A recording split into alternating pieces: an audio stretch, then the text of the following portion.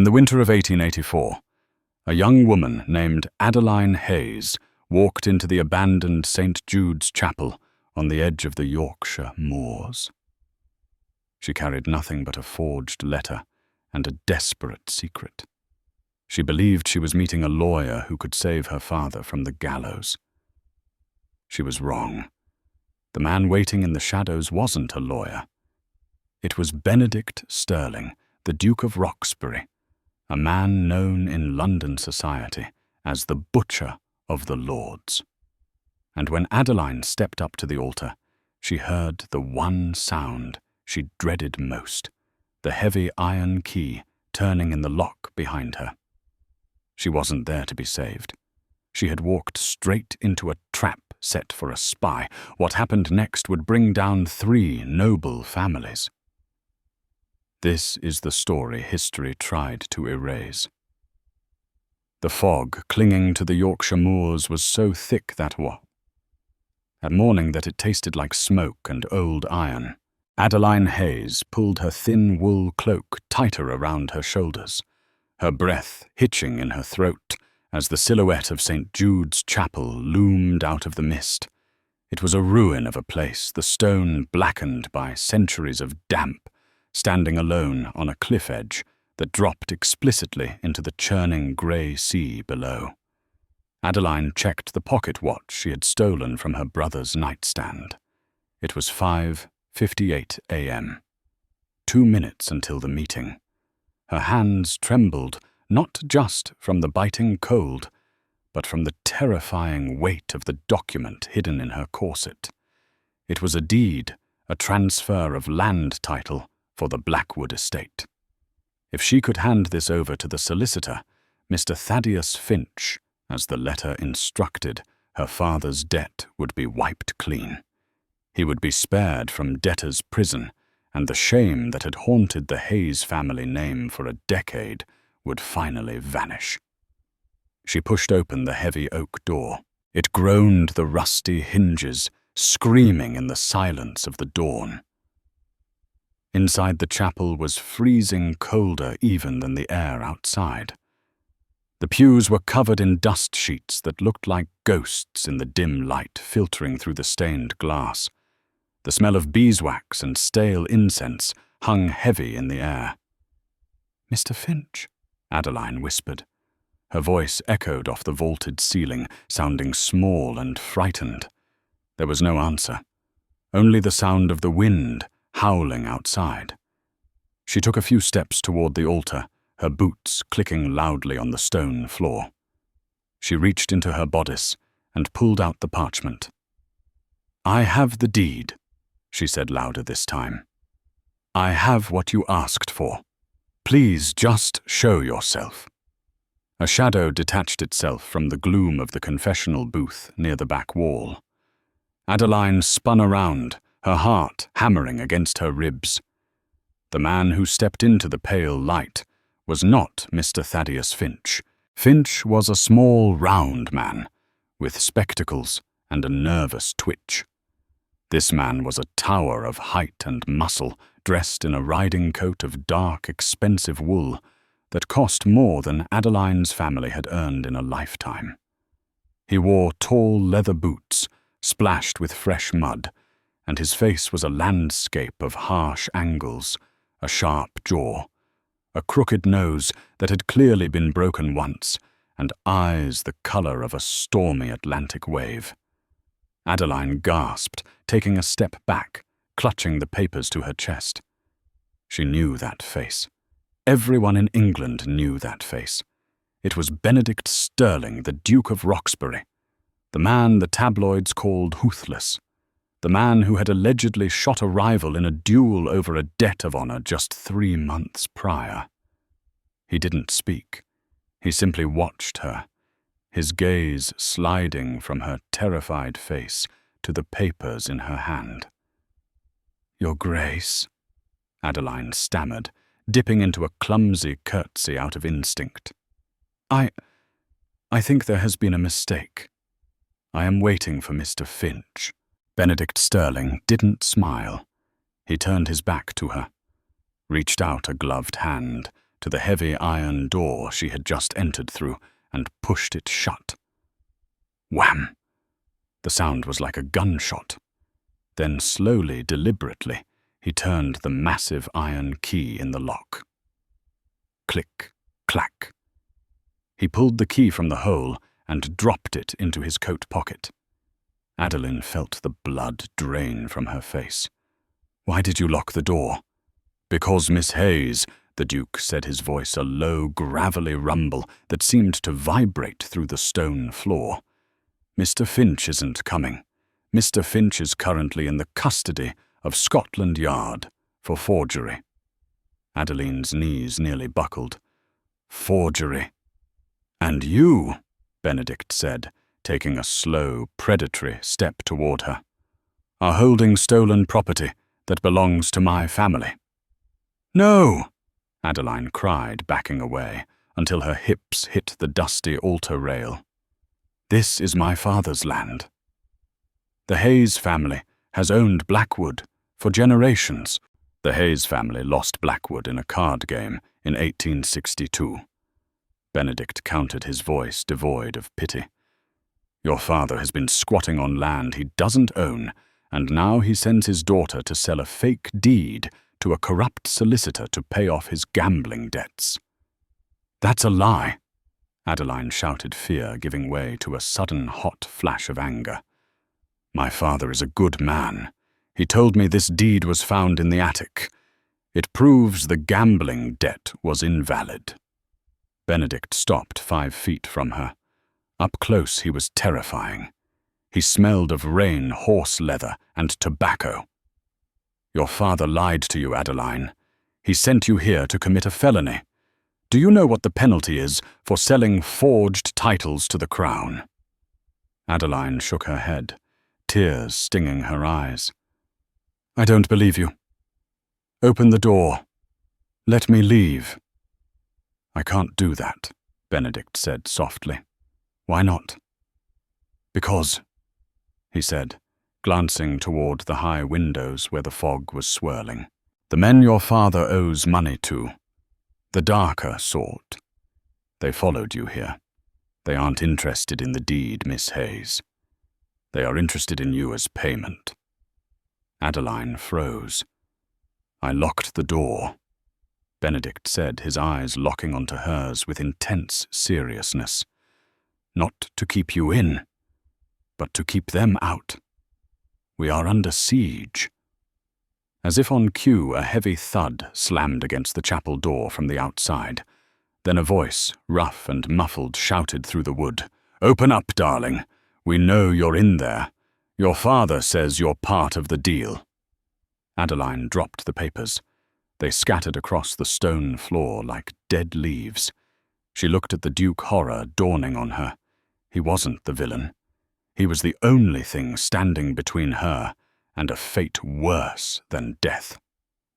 The pounding on the door grew louder, accompanied by the sound of something heavy, likely a rock or a sledgehammer striking the wood. Dust rained down from the doorframe. Benedict moved with a speed that belied his size. He grabbed Adeline's arm, his grip firm but not painful, and pulled her away from the center aisle. "Get behind the altar," he commanded. "Who are they?" Adeline whispered, her voice trembling uncontrollably. "My father. He wouldn't give me to them." Benedict pulled a revolver from beneath his coat. It was a heavy, silver-plated Webley gleaming dully in the low light. He checked the cylinder. "Your father, Archibald Hayes, owes £4,000 to the syndicate running the opium dens in Limehouse. He told them that if he couldn't pay, they could have his daughter to auction off. He traded you Adeline for a clean slate." Adeline felt the world tilt. The image of her father, a tired, sad man who sat by the fire reading poetry, clashed violently with the monster Benedict was describing. "No," she breathed. "He loves me." "He loves his vice more," Benedict snapped. He shoved her gently down behind the heavy stone altar. "Stay down. If they breach the door, do not scream. Screaming tells them exactly where you are. What are you going to do?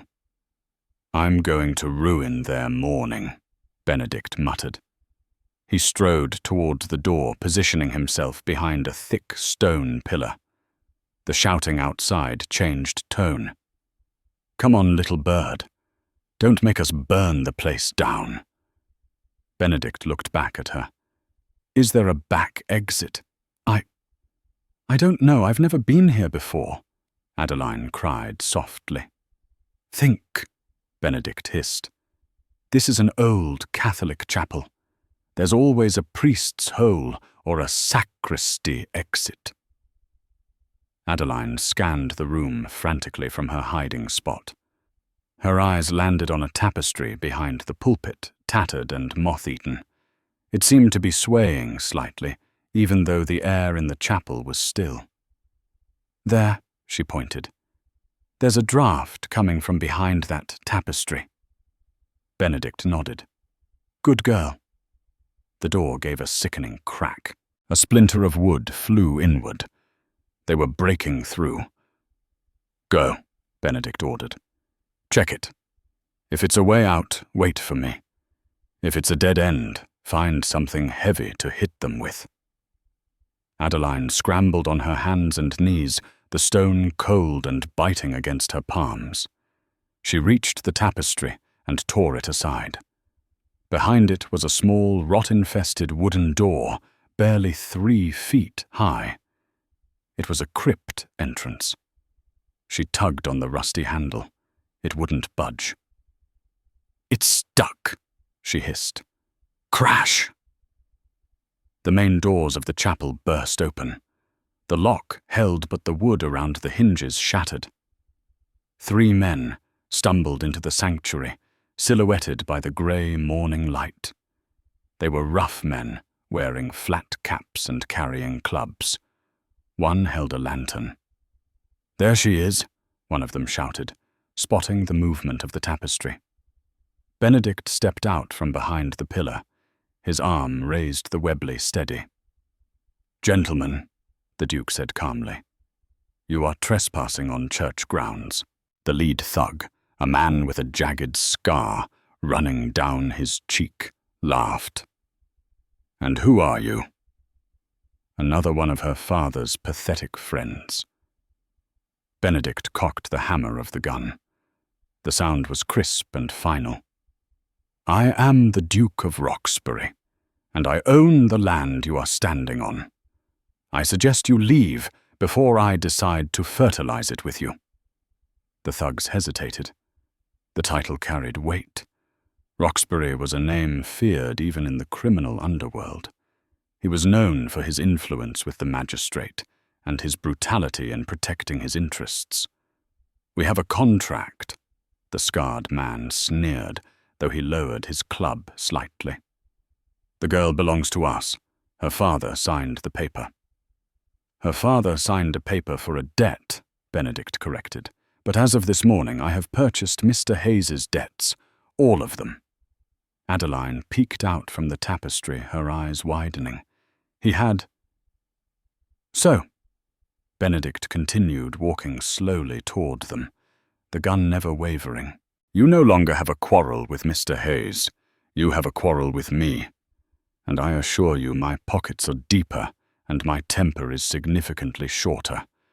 The scarred man spat on the floor. I don't care about your money, Duke. We promised the boss a girl. We're taking the girl. He lunged. Benedict fired. The shot was deafening in the enclosed space.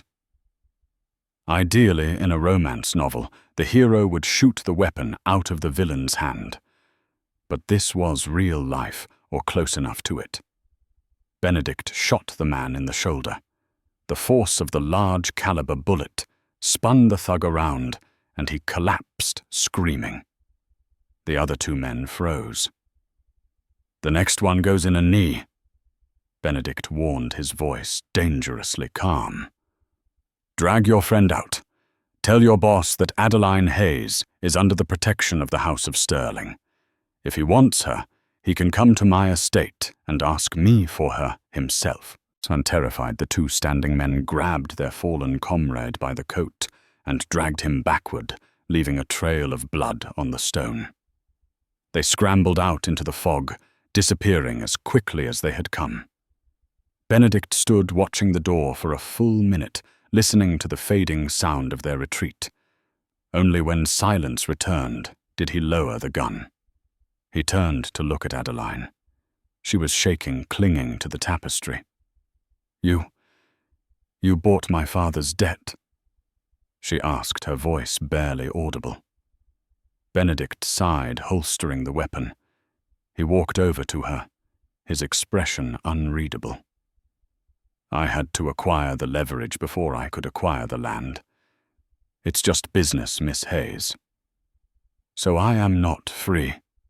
Adeline asked, realizing the trap hadn't disappeared. It had just changed shape. "I just belong to you now, instead of them." Benedict looked down at her. For a moment something flickered in his eyes, regret, exhaustion, but he masked it quickly. "You don't belong to me," he said. "But until this matter is settled, you are coming to Roxbury Manor. You cannot go home. Your father will only sell you again." "I hate you," she whispered. "That is perfectly fine," Benedict replied, offering her his arm with mock chivalry. "Most people do. Now shall we go? My carriage is waiting, and I missed breakfast." The carriage ride to Roxbury Manor was an exercise in suffocating silence. The vehicle was a black brougham, the interior lined with crushed velvet that smelled of expensive cigars. Adeline sat as far away from the Duke as possible, pressing herself against the cold glass of the window.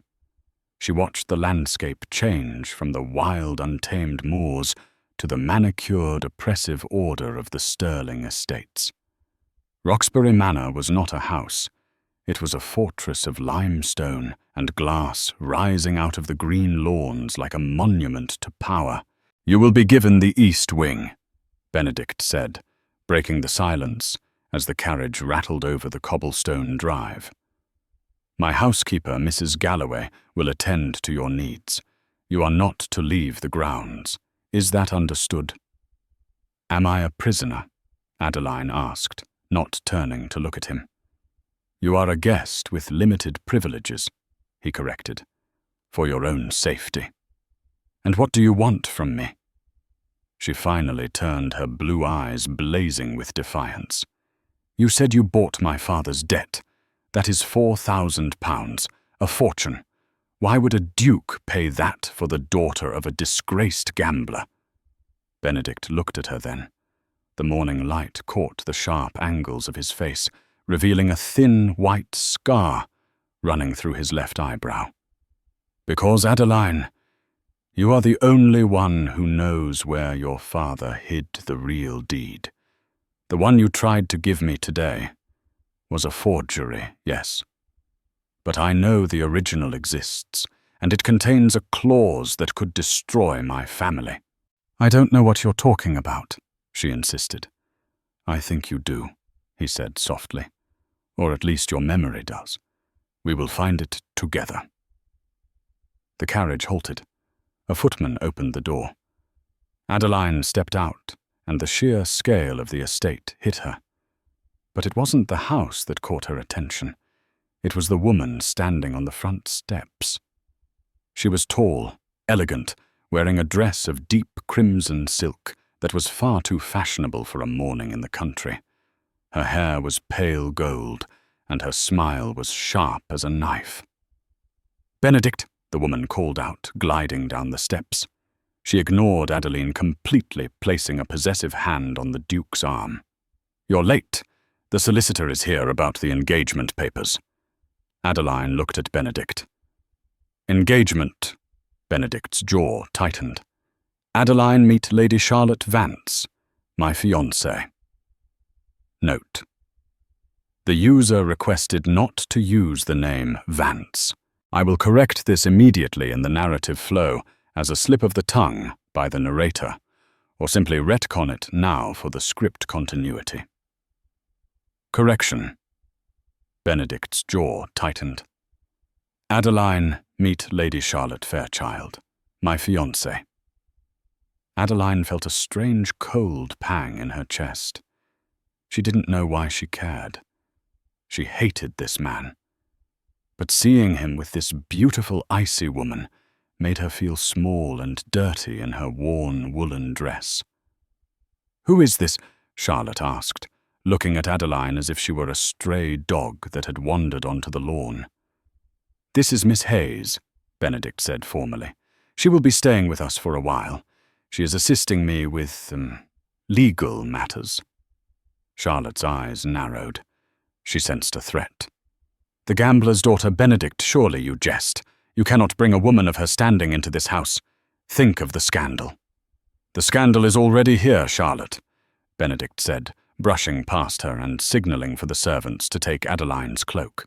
"Miss Hayes, Mrs. Galloway, will show you to your room. Dinner is at 8.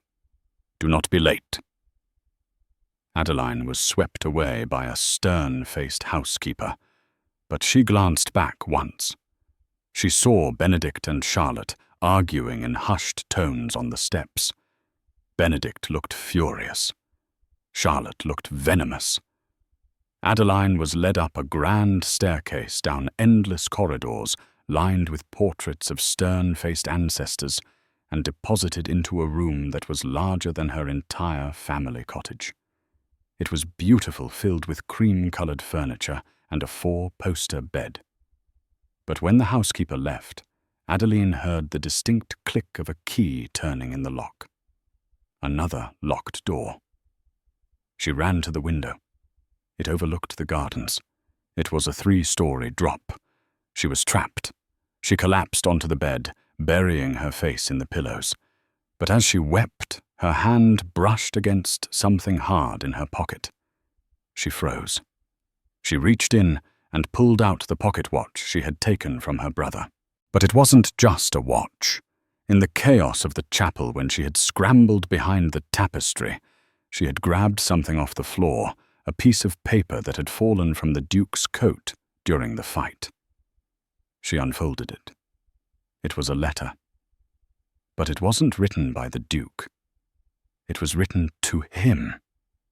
"My dearest Benedict, if the Hayes girl does not produce the document by the winter solstice, you must eliminate her. We cannot risk the secret of your parentage getting out. If the world finds out you are not the true heir, the dukedom falls to me. Yours, Uncle Silas." Adeline gasped, covering her mouth. Benedict wasn't just after the land. He was protecting a secret that questioned his very right to be a duke. And his own uncle had ordered him to kill her. But he hadn't killed her. He had saved her from the thugs. Why, Adeline looked at the locked door. Benedict Sterling was a monster, yes. But perhaps he was a monster who was trying to save his own soul. Or perhaps he was keeping her alive to use her against his uncle. She had to escape. She had to find her father. But first, she had to survive dinner. The dress Mrs. Galloway brought was not new, but it was exquisite. It was a gown of deep emerald velvet, high-collared and long-sleeved, likely belonging to Benedict's mother or grandmother. It fit Adeline surprisingly well, though the corset was laced so tightly she felt she might faint if she took a deep breath. At 8:00 p.m. sharp, the heavy oak door to her room was unlocked. "The Duke expects you," Mrs. Galloway said, her face as stony as the manor walls. Adeline hid the stolen letter, the evidence of Benedict's potential illegitimacy, inside her stocking. She walked down the grand staircase, her heart thumping a frantic rhythm against her ribs. She was walking into a lion's den, armed only with a piece of paper and her wits. The dining room was a cavernous hall dominated by a table long enough to seat 30 men. Tonight it was set for 3. Benedict sat at the head, looking dark and brooding in formal evening wear. To his right sat Charlotte Fairchild, glittering in diamonds and red silk. Adeline was directed to the seat opposite Charlotte, placing her directly in the line of fire. "So," Charlotte began, before the soup was even served. She swirled her wine glass, her eyes scanning Adeline's borrowed dress with disdain. "Benedict tells me you are a legal assistant. I wasn't aware that failed gamblers could afford to educate their daughters in the law." Adeline stiffened, placing her napkin on her lap. "My father taught me to read and write, Lady Fairchild, and poverty is an excellent teacher of contract law. One learns to read the fine print when one's life depends on it." Benedict took a sip of his wine, his eyes flickering toward Adeline. There was a hint of amusement there, quickly hidden. "Adeline is here to help me sort through the estate archives. The Blackwood deed is complicated." "Everything with your family is complicated, darling," Charlotte purred, reaching out to stroke Benedict's hand. He didn't pull away, but his knuckles went white. "Which is why you need the Fairchild fortune, to smooth over the rough edges. My father is very eager to announce the wedding date. Perhaps New Year's Eve." "I have not agreed to a date," Benedict said, his voice dropping a temp. "You will," Charlotte replied, her voice sweet but laced with poison. "Unless you want Uncle Silas to start asking questions about the lineage again." Adeline froze. The spoon halfway to her mouth lowered slowly. Charlotte knew. She knew the secret in the letter. She was blackmailing him into marriage.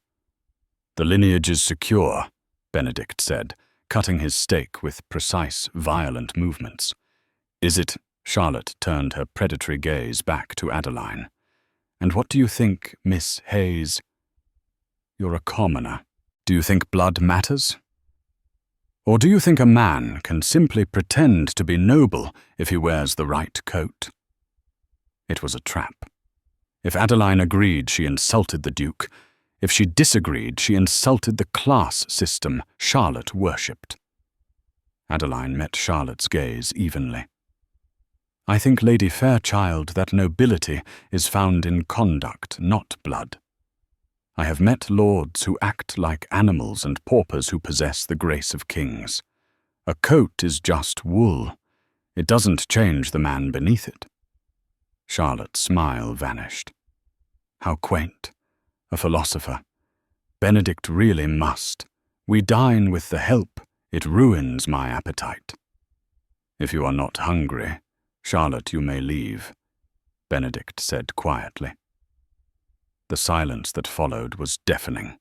Charlotte stood up so abruptly, her chair screeched against the parquet floor.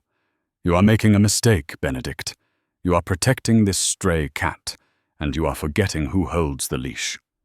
My father arrives tomorrow with Silas. We will settle this then." She threw her napkin onto the table and stormed out, the rustle of her silk skirts sounding like a snake sliding through dry grass. Benedict didn't watch her go. He continued to eat, though his jaw was set tight. "She knows," Adeline whispered across the table. Benedict stopped eating. He looked up, his grey eyes, tired. "She suspects. Her father, Lord Fairchild, is financing my estate. I am land-rich but cash-poor, Adeline. The Fairchilds want a duchess in the family. They don't care if I am legitimate or not, as long as the title sticks. But if I refuse the marriage, they will expose me, and my Uncle Silas will take everything, including your life, simply because you are a loose end." "I found the letter," Adeline said.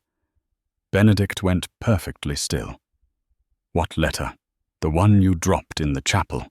From Silas. He ordered you to kill me." Benedict slowly placed his knife and fork down. He stood up and walked the length of the table until he was standing over her. Adeline fought the urge to run. He was large, powerful, and desperate. "Then you know," he said hoarse. "You know I am a fraud. My father, the late Duke. He was impotent. My mother took a lover to provide an heir. Silas found out years ago. He has been bleeding me dry ever since. "Why didn't you kill me?" Adeline asked, looking up into his stormy eyes. "It would have been easier."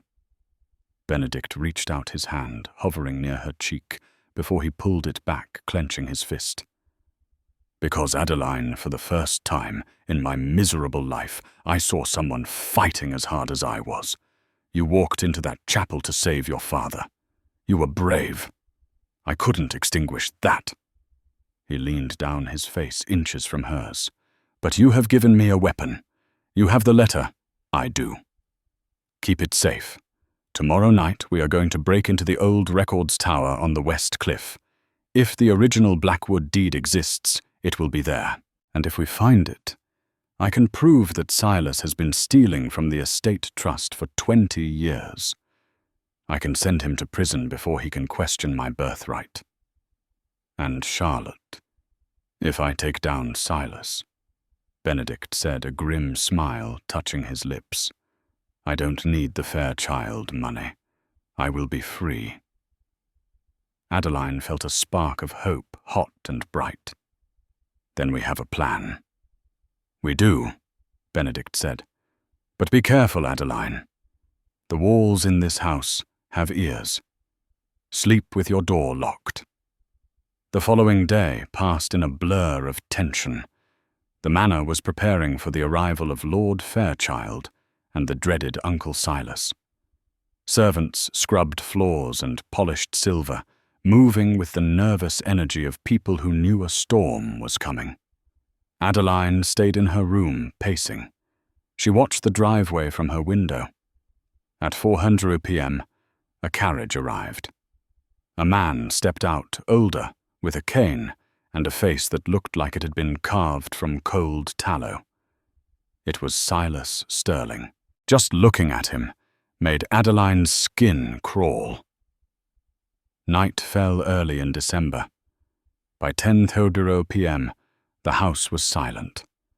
A soft tap on her door made Adeline jump. "Adeline," Benedict's voice whispered. She unlocked the door. He was dressed in dark clothing, carrying a lantern with the shutter closed.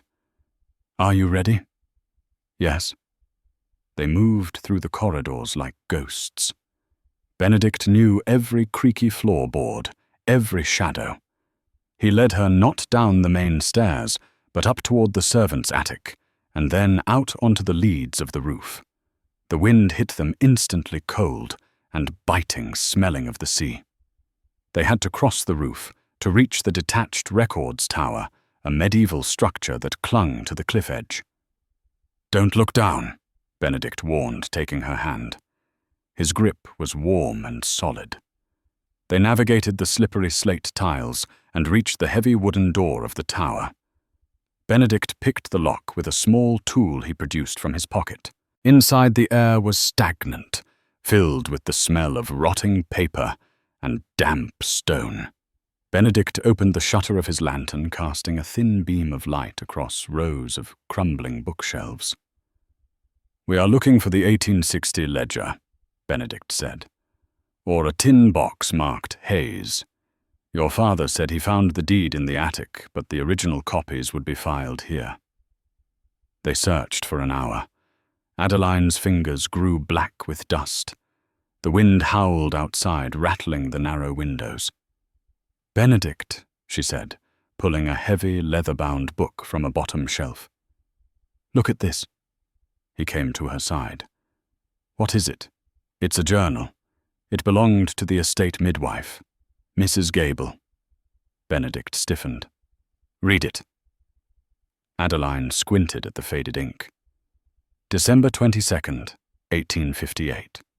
The Duchess delivered a healthy boy at 3:00 a.m., hair dark, eyes grey. But the Duke, he refused to see the child. He knows, but the boy is strong. He has the sterling nose, even if he lacks the blood.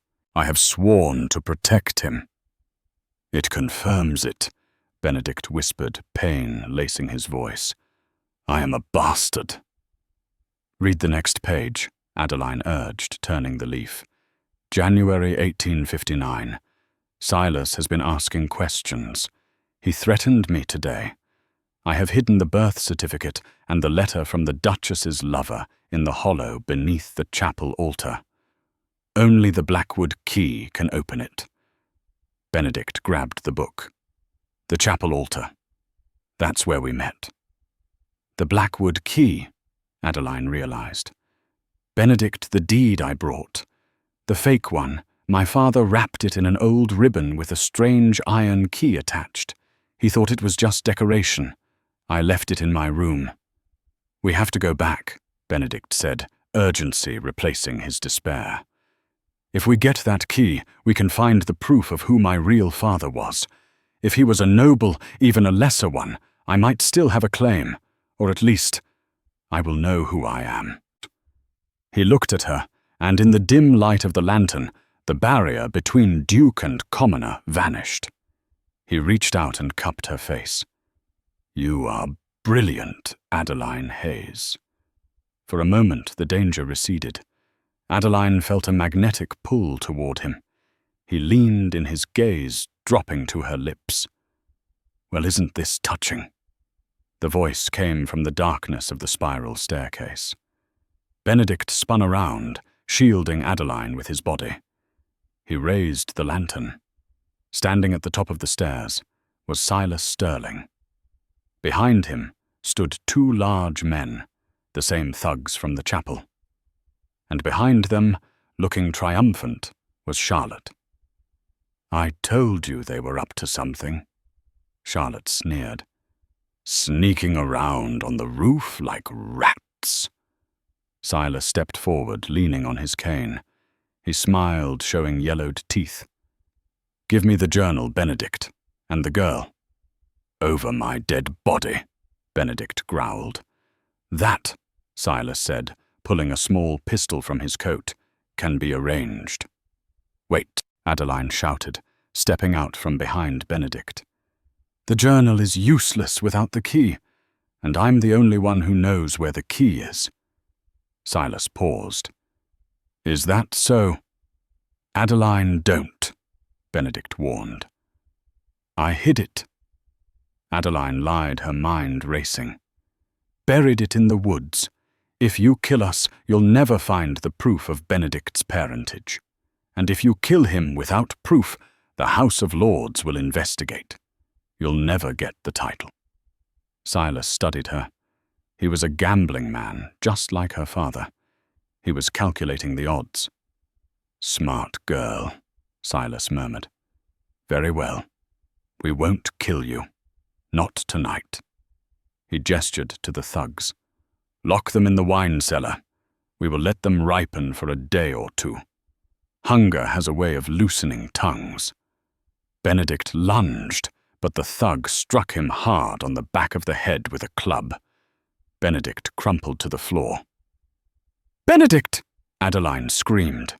One of the men grabbed her, pinning her arms. Charlotte walked over to Benedict's unconscious form and nudged him with the toe of her silk shoe. "Pity," she said. "He really was quite handsome. But a bastard is a bastard." She looked at Adeline with cold, dead eyes. "Make sure you tie her tight. She's slippery." Adeline woke in darkness. The air was damp and smelled of vinegar and mold. She was sitting on a dirt floor, her hands bound behind her back with rough rope. "Benedict," she whispered. "I'm here." His voice came from the corner, groggy and weak. "Are you hurt?" "My head feels like it's been split by an axe, but I'm alive." There was a rustling sound as he struggled against his own bindings. "I'm sorry, Adeline. I promised to protect you, and I led you straight into a trap." "We aren't dead yet," Adeline said, shifting to try and loosen the knots at her wrists. "Silas needs the key. That buys us time. He won't wait long. Silas is impatient." Benedict fell silent for a moment. "Adeline, If we get out of this, I want you to take the money from my private safe and run. Go to America. Start a new life." "I'm not leaving you," she said firmly. "Why?" he asked, sounding genuinely baffled. "I kidnapped you. I locked you up. My family is trying to kill you." "Because," Adeline said, her voice trembling slightly, "you are the only person who hasn't sold me." A heavy silence hung between them, charged with unspoken emotion. Suddenly, the door at the top of the cellar stairs creaked open.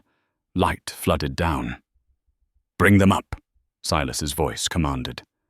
They were hauled up the stairs and dragged into the main library. The room was warm, a fire crackling in the hearth, contrasting sharply with the cold dread in Adeline's stomach. Lord Fairchild was there, sitting in a leather chair, looking bored. Charlotte was pouring tea, and standing in the corner, looking bruised and terrified, was a man Adeline knew better than anyone. "Father," she gasped.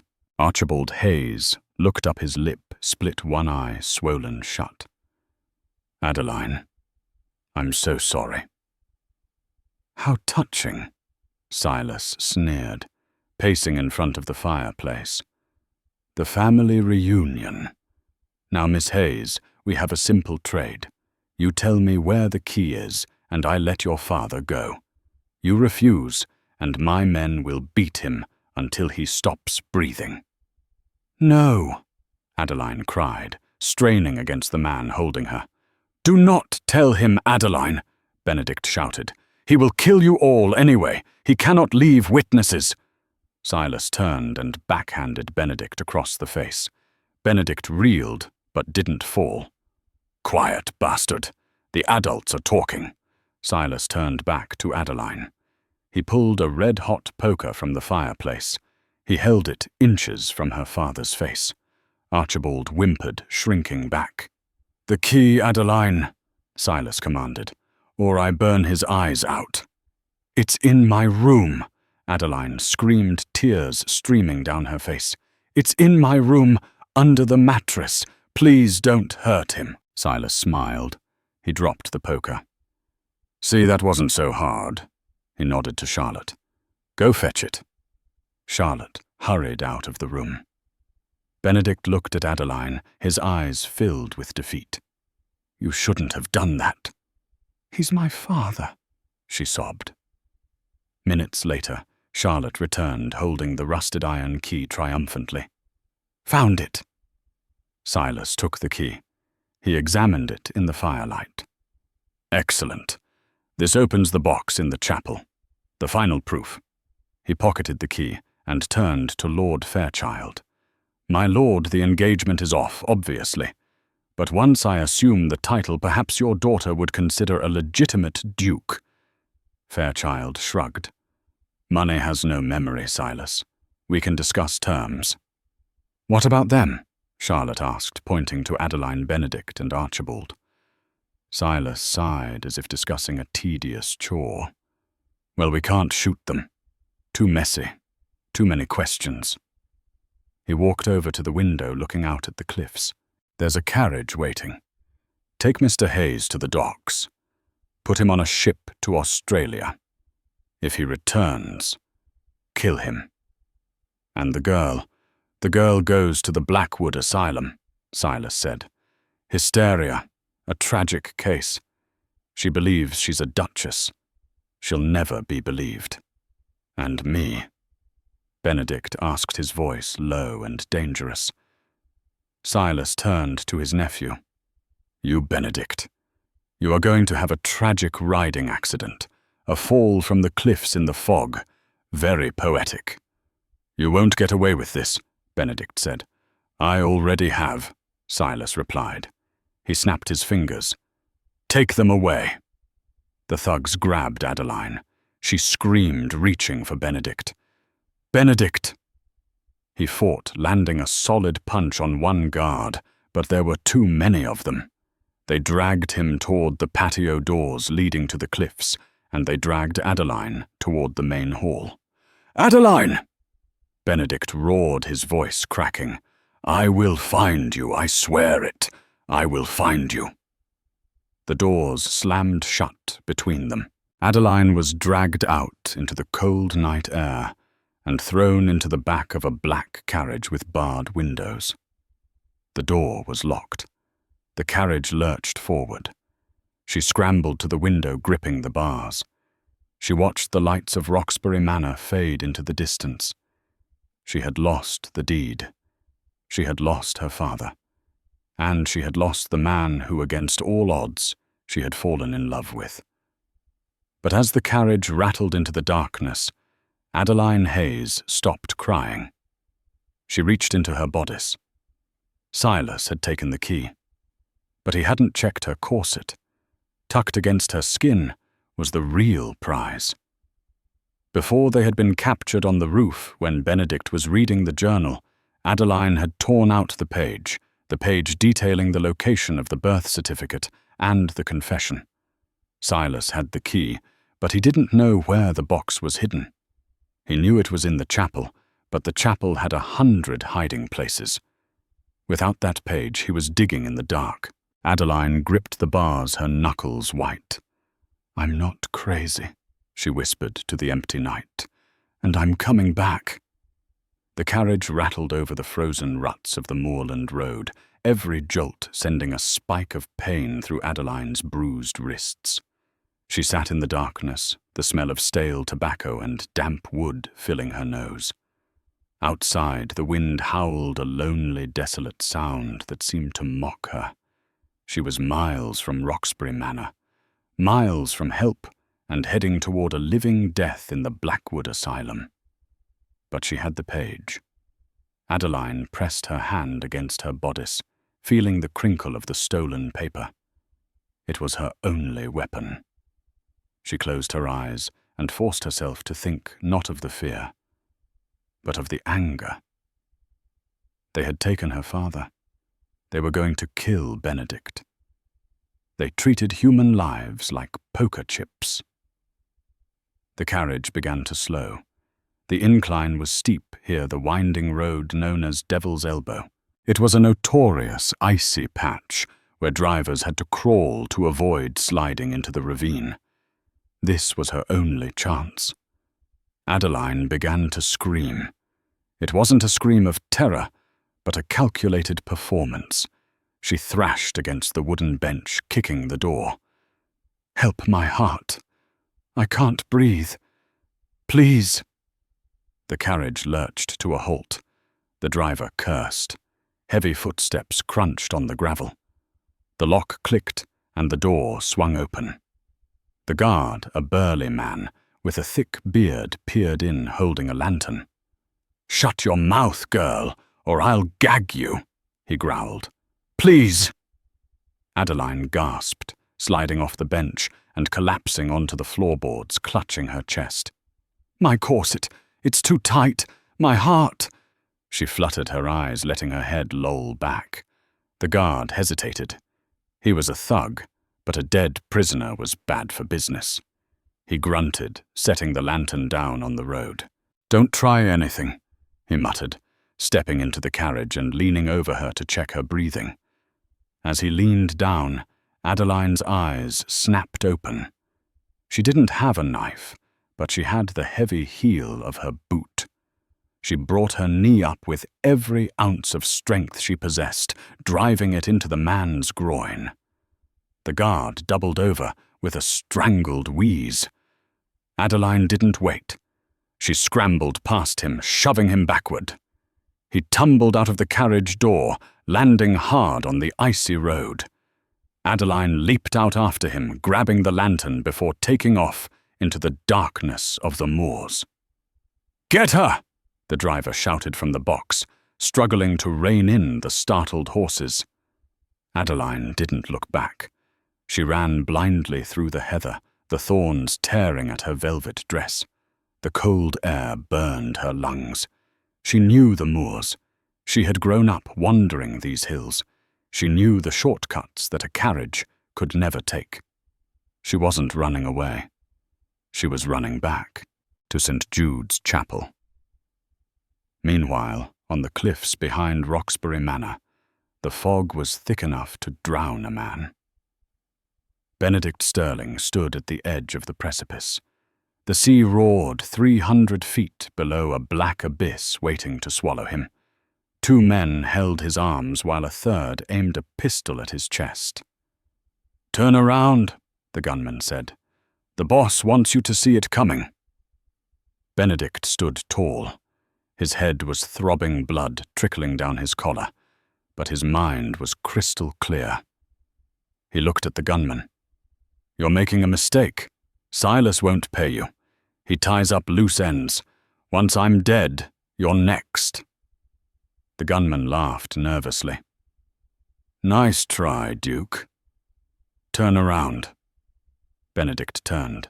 He looked out at the void. He took a deep breath, tasting the salt spray. He waited for the click of the hammer. Click. Benedict dropped. He didn't jump off the cliff. He dropped to his knees, dead weight. The sudden movement threw the 2 men holding him off balance. As they stumbled forward, momentum carrying them toward the edge.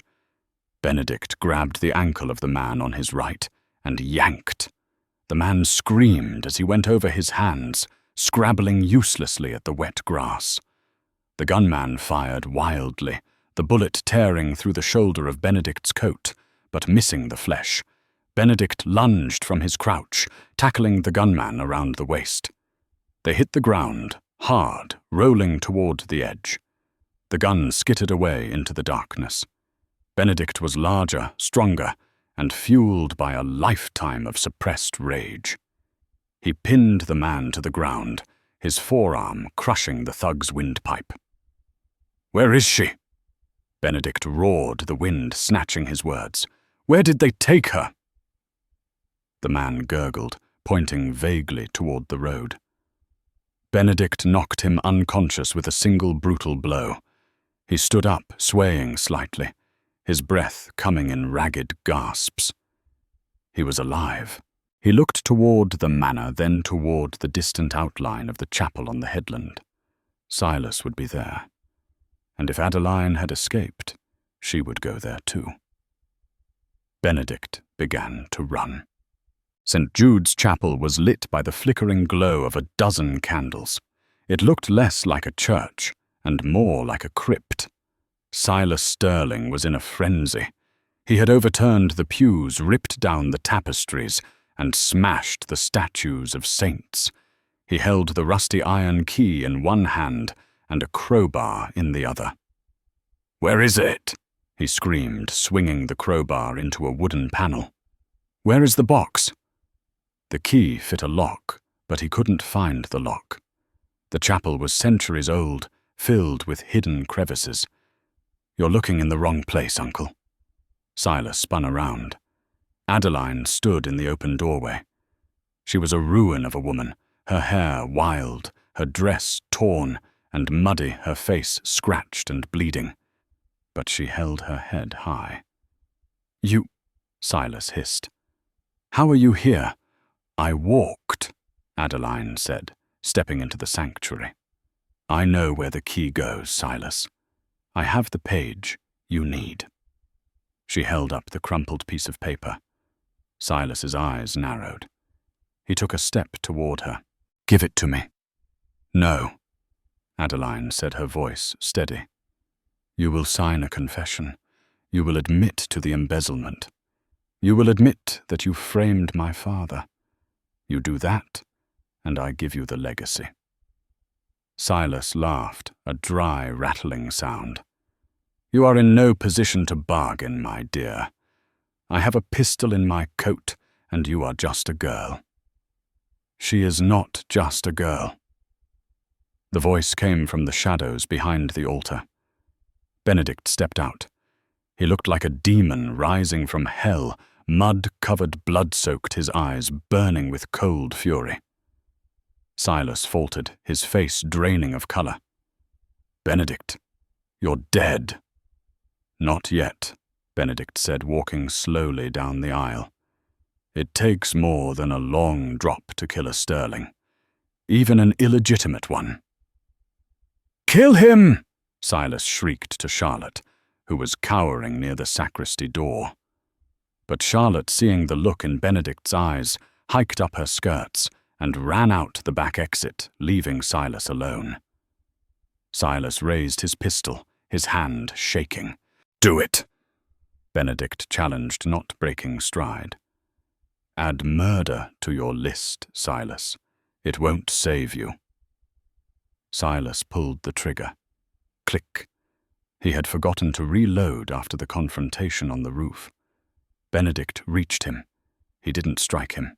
He simply ripped the pistol from Silas's hand and tossed it aside. Then he grabbed his uncle by the lapels and shoved him backward. Silas tripped over a fallen pew and crashed to the floor, the breath leaving him in a wheeze. "Adeline," Benedict said, not taking his eyes off his uncle. "The box." Adeline ran to the altar. She knelt down and felt along the stone base, finding the loose block described in the journal page. She pried it open. Behind it was a small keyhole. She inserted the rusty key. It turned with a satisfying thunk. She pulled out a small, heavy tin box. "I have it." "Open it," Benedict commanded. Adeline lifted the lid. Inside lay a sheaf of yellowed papers and a leather-bound ledger. She picked up the top letter. "Read it," Benedict said. "Let him hear it." Adeline's hands trembled as she read aloud. "To my son Benedict, I know the truth of your birth. I have always known. Your mother confessed to me before she died. But know this blood does not make a father. I chose you. You are my son in every way that matters. And to ensure your future, I have formally adopted you in the eyes of the Chancery Court. The papers are enclosed. You are the Duke of Roxbury now and forever." Silence filled the chapel. Benedict closed his eyes, a single tear cutting through the grime on his face. He wasn't a fraud. He wasn't a lie. He had been loved. "Read the rest," Benedict said softly. Adeline pulled out the ledger. It's a record of medicines," she said, scanning the pages. "Arsenic digitalis, administered by Silas Sterling to the late Duke in the months leading to his death." Silas groaned from the floor. "It was mercy. He was sick." "It was murder," Benedict said coldly. "And now we have the proof." Just then the sound of horses thundered outside. The chapel doors were thrown open. It wasn't hired thugs this time. It was the local constabulary, led by a breathless Mr. Finch, the real Mr. Finch, who had finally been located and freed by Benedict's loyal staff. "Arrest that man," Benedict said, pointing to Silas. As the officers hauled the screaming Silas away, Benedict turned to Adeline. The adrenaline was fading, leaving them both exhausted. He walked over to her and took the box from her hands, setting it on the altar. Then he took her hands in his. "You saved my life," he said. "You saved mine," she replied. "Your father," Benedict said, "has been intercepted at the docks. My men stopped the ship. He is safe. He is being taken to a cottage on the estate. He will not go to prison, Adeline. I paid the debts. He is free."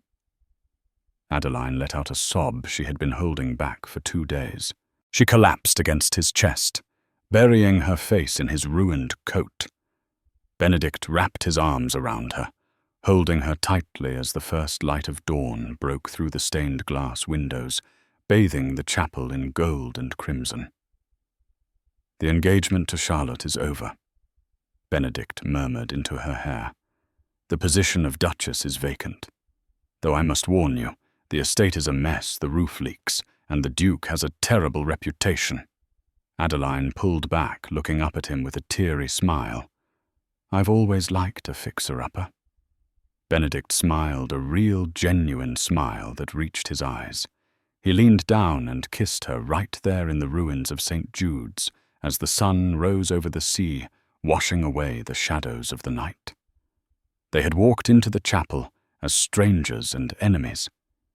They walked out as survivors' partners, and soon enough legends. The fog had lifted. The trap was broken. And for the first time, the path ahead was clear.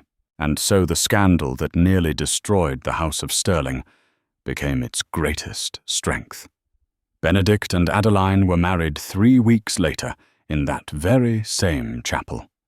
History tells us they were a formidable pair, reforming labour laws in Yorkshire and rebuilding the Blackwood estate into a haven for the poor. Silas Stirling died in prison 2 years later, ranting about keys and hidden boxes until his last breath. It's a reminder that sometimes the things we think are traps are actually the keys to our freedom. And that true nobility isn't about whose blood runs in your veins, but who you are willing to fight for when the doors are locked and the lights go out. I hope you enjoyed this dramatic retelling of The Trap at St. Jude's. If this story kept you on the edge of your seat, please hit that like button. It really helps the channel grow and tells me you want more historical mysteries like this one.